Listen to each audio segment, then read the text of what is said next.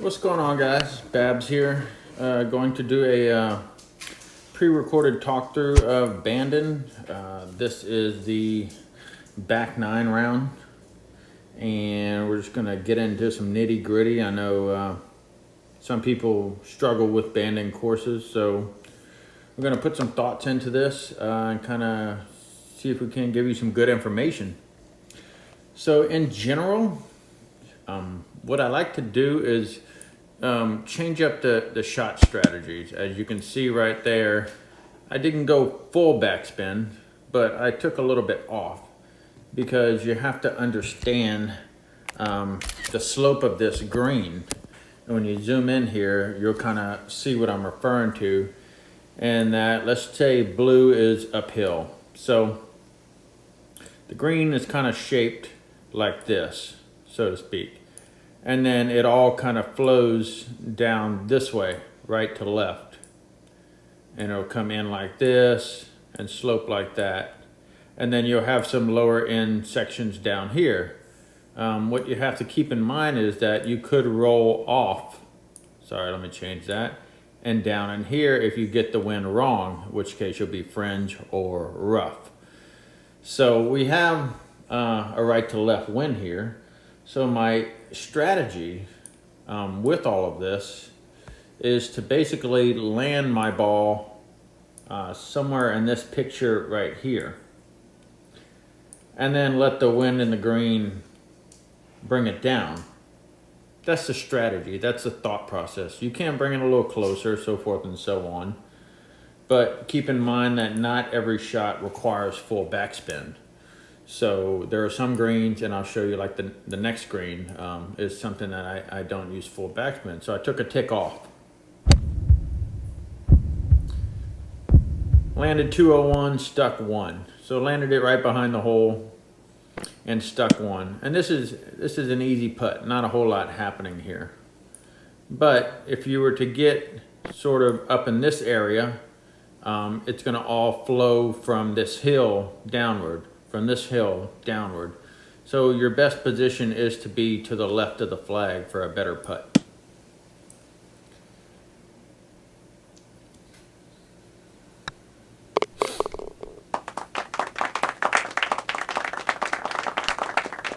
All right, number 2. So this is a hole, unless it's really slow greens, I will use half spin, and you saw right there that I put my spin right around 59–60%. And so the way that this green is sloped right here, and we'll pull this up. So you have high side is up here, and it runs along like that. And then it basically flows down towards the flag like this, and then across like that. So if you have a putt that kind of lands in this area, it's going to go up and to the left. If you have a putt that lands in this area, it's going to go up and to the right. Generally, a good place to put the ball is near the flag, or you could put it down in this area right here, and then you have a relatively straight putt up.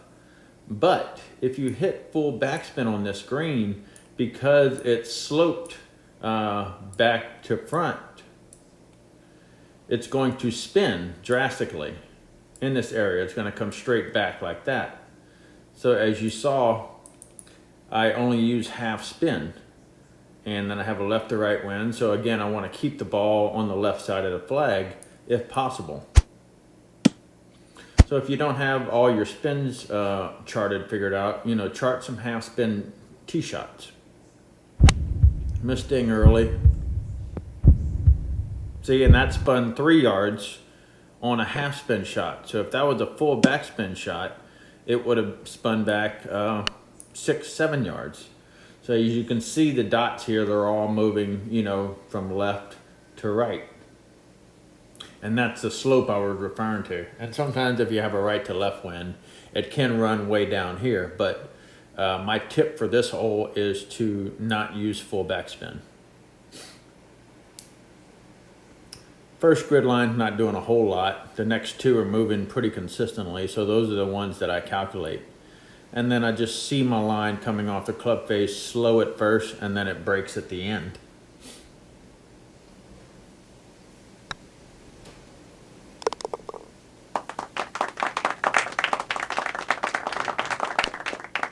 This hole, you can do full backspin on a tailwind. You most likely will have to, be, the way the green is shaped.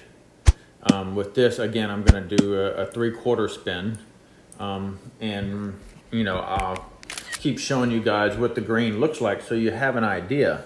So in general, there's a hill right here. There's a hill right here, and there's a hill right here. So if you accidentally land your putt over here, it has to go uphill first and then downhill. Same with right here. If you land it up here, it's gonna go up and then down. The problem with this in a tailwind is that if you don't use full backspin, you could very well hit the hill right here and the ball will run forward this way. So that's kind of how this green is shaped, is that you have this slope here and it all runs from front to back in this manner and somewhat down to the left. So keep that in mind when you're hitting full backspin tail shots, that sometimes it'll kick forward. I went ahead and chose again a 3/4 shot just to cut out some of the wind effect.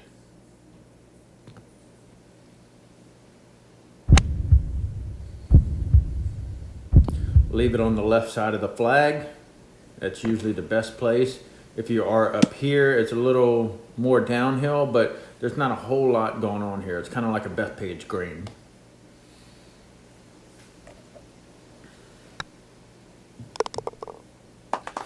Number four. Again, number four is another one of those that has a hill, but it also has a dip off, and I'll show you here. So the dip off, well, actually, I'll start with the hill.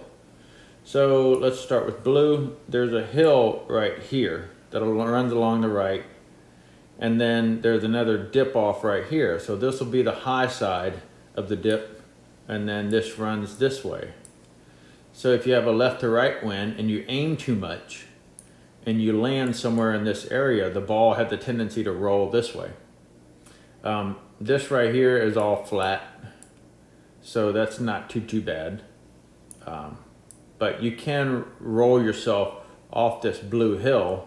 It just won't come down as much. And it's some hidden dots when you're on the green to keep in mind. But the thing to keep also stay out of trouble is don't go too far left.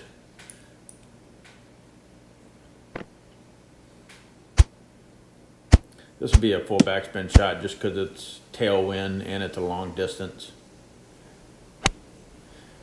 You see, I could have aimed more, but as you can see, the ball will automatically go to the left there. So that's something to watch out for. See all these dots here? They're all floating to the right. And this is where I was talking about, it's all low. But again, the dots aren't doing a whole lot.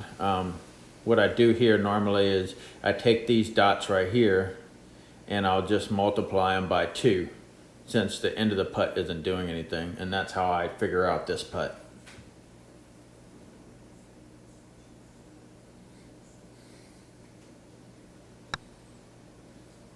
Slight misting.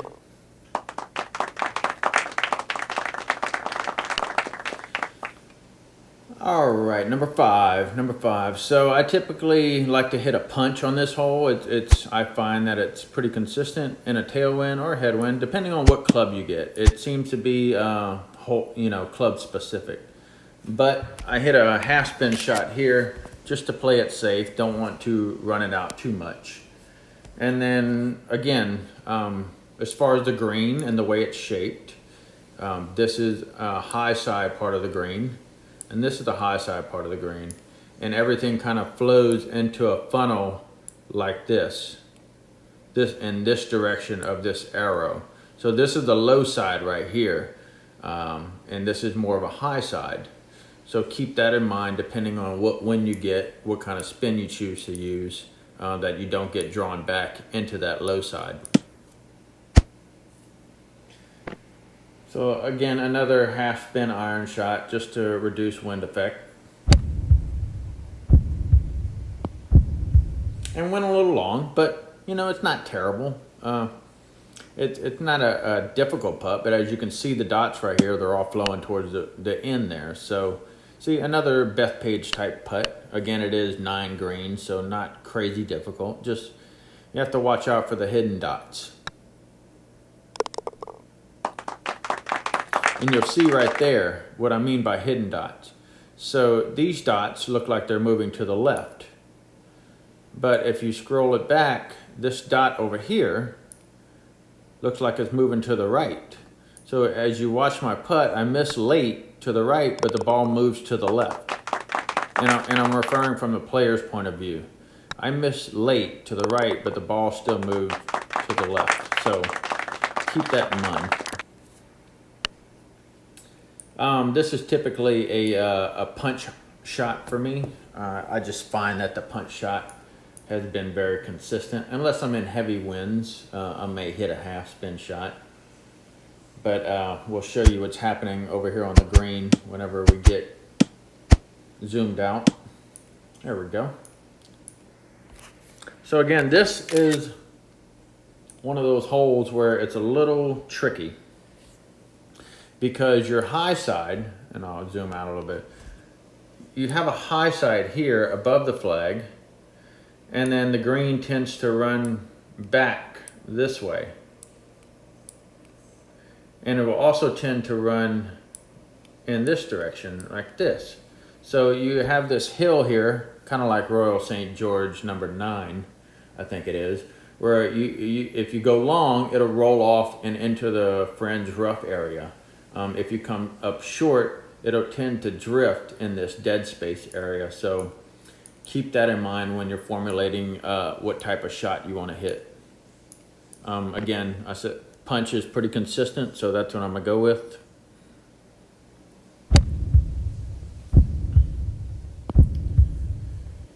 And lands pretty good, 3 yards long, but no big deal. But as you can see, all these dots are moving down into this gully area. And then again, they're moving down and away into this rough area. So keep that in mind. If you do have a particular wind, as I've said before, the ball is going to spin on the green and move in the direction the wind is blowing.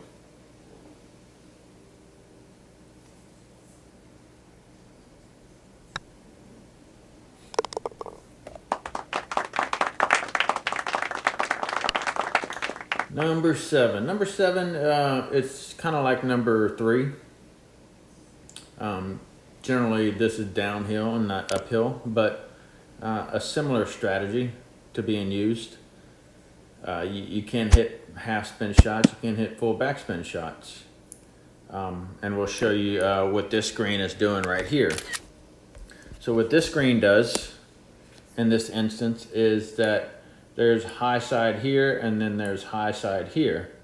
So this green likes to move this way. It's kind of like cross-sectional, and then there's a low side over here.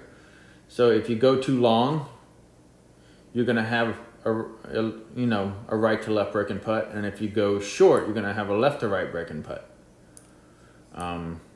If you aim too much on this side in a right to left wind, you could very well end up in this area here and have an 18, 19 foot putt.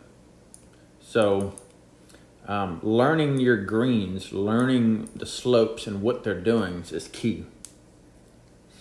I definitely didn't want to ding that, so that kind of sent me long. But you know, reading the putts, as you can see right here, everything is moving down in this area, and you can see all this red over here. That's the way it slopes. It's down to the right. Not a whole lot of dot movement happening at the beginning, so I have to take that into account as to how the putt is starting versus how it's finishing.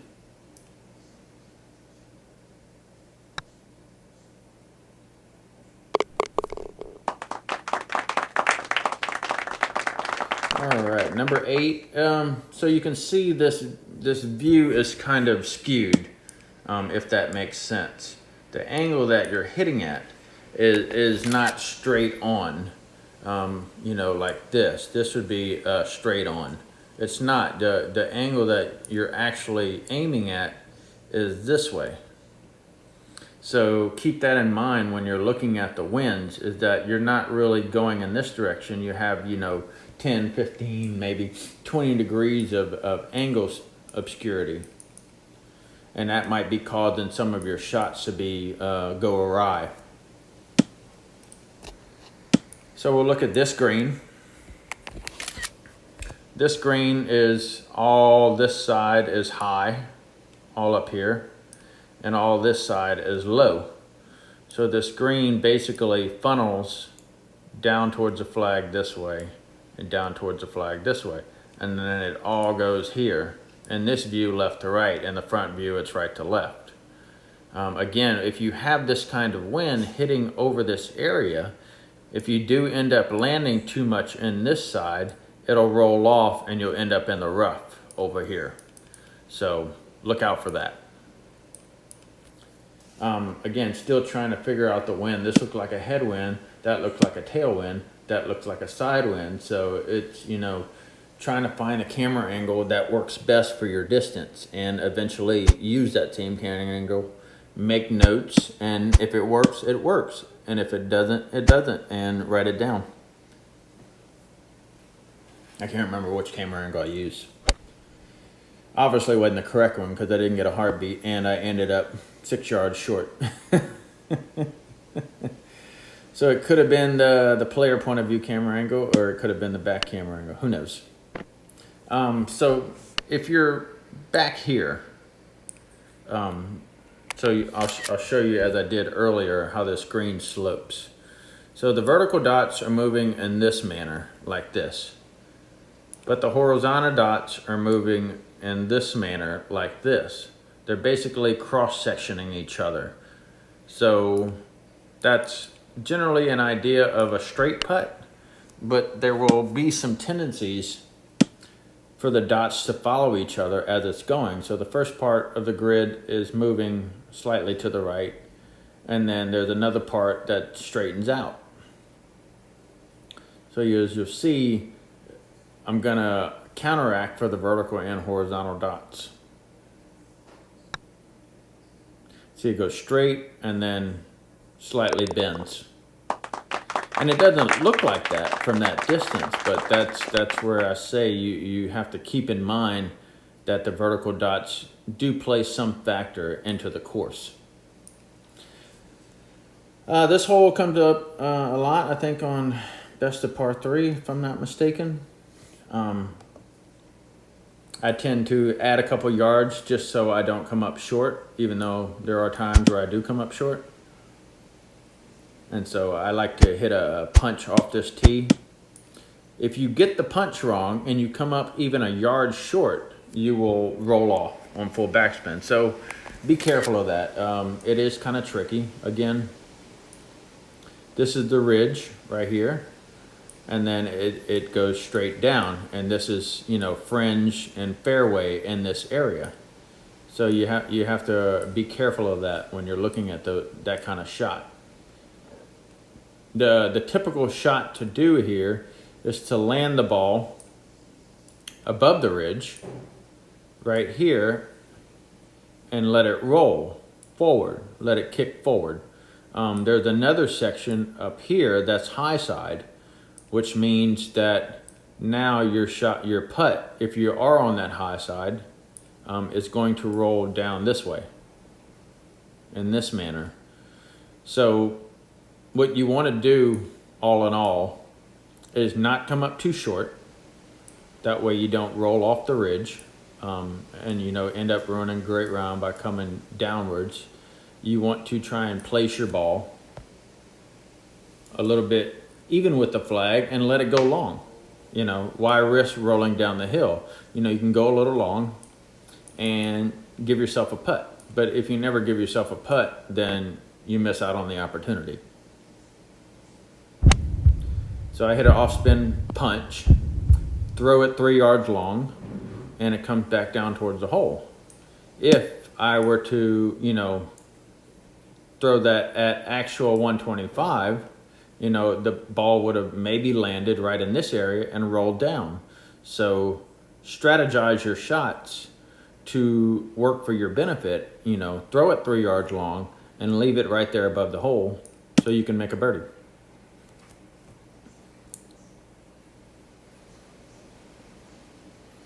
And that wraps up Bandon back 9. I hope you guys enjoyed this video, and let me know if you have any questions, and I will see y'all soon. Take care.